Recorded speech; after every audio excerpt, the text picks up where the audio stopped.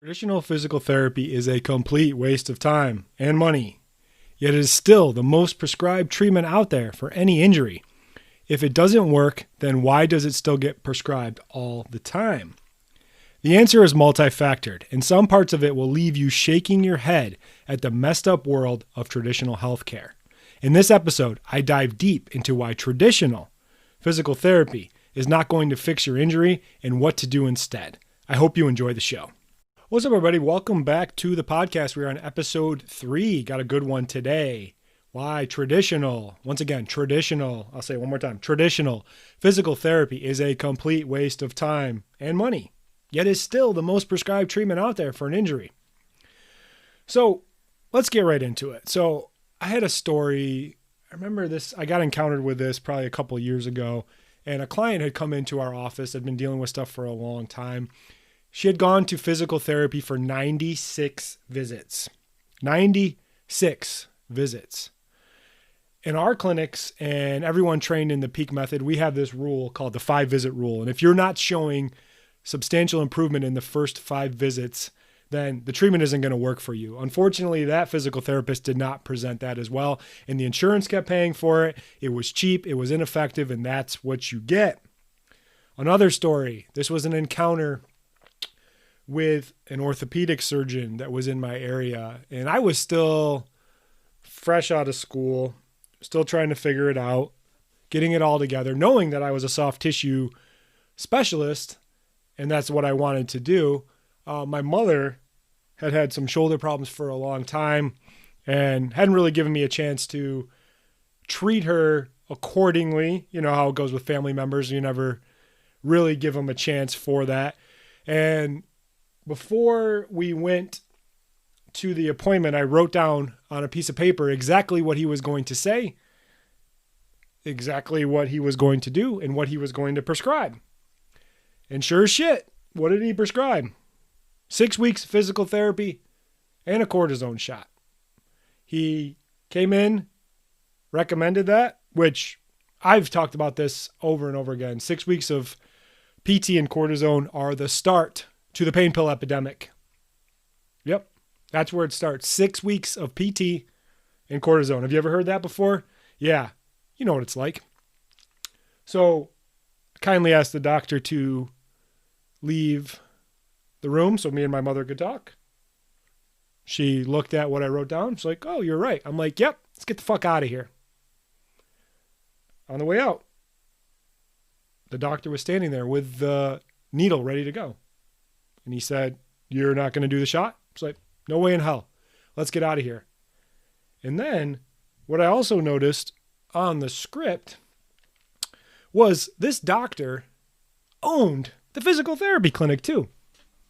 Does that not sound like a conflict of interest or some kickback shit? Yeah. That happens all the time. It's like, here you go. Go do this PT that I know is not going to work. Here's this cortisone that's just going to make things worse. You know what? I can do a much more expensive surgery on the back end. The medical system's fucked up. It is really, really bad. And this is what's happening all the time. And we wonder why we're in a pain pill epidemic. No wonder. Because we got a bunch of jackasses that are just trying to make money off of people and selling them stuff that they don't need to get them worse so they can justify a surgery on the back end that only makes things worse. So why doesn't traditional physical therapy work? And let me give a couple caveats here and some nuances so we know exactly what I'm talking about. So traditional physical therapy, I'm talking about like where they just do some exercises, some heat and some stim, send you home with a sheet of things to do. They never really put their hands on you. That's what I'm talking about, traditional physical therapy. So anytime we're trying to fix an injury, there's an order of operations. First step is we have to restore range of motion. We have to get range of motion back. Range of motion is limited, and you can't fix that with exercises and stretches. What's really happening there is the tissue has gotten overused, beat up, and it's developed a lot of scar tissue. Scar tissue is like glue that gets inside the muscle, makes the muscle less flexible. So You got to get that range of motion back because that's what started in the first place.